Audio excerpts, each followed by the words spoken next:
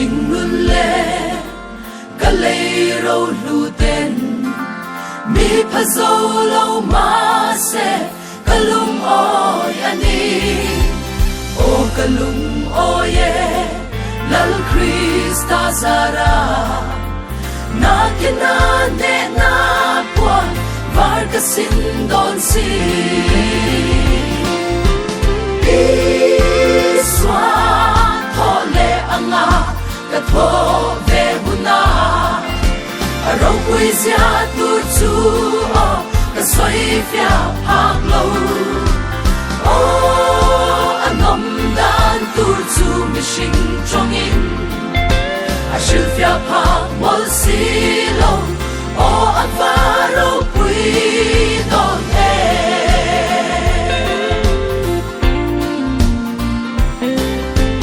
kalei tak sale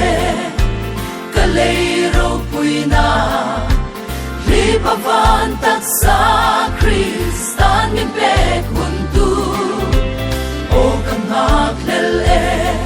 lal Krista zarin thiam changin kalenam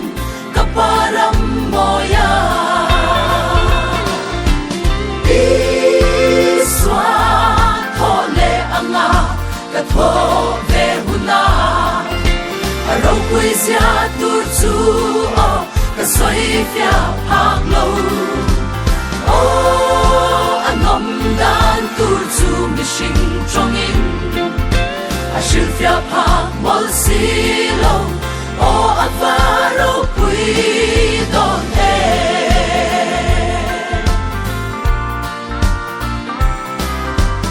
aming soi nin lo van Jerusalem iswa ti sen atlan sa te kho kui chu lung ngai le cha na om to lo na ram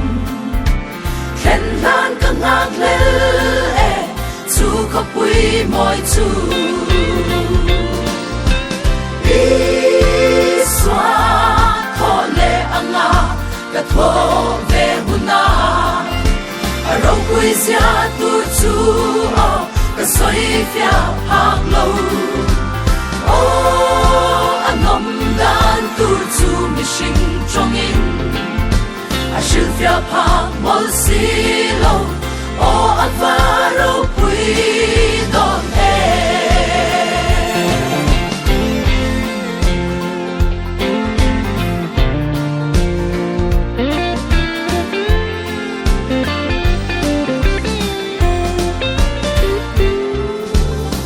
why na ko ve kapel hun a chua angele serafim tenen lal fakin chatuan in lim tong nau lovin van ko pui moya kyan kan la leng sa ang iswa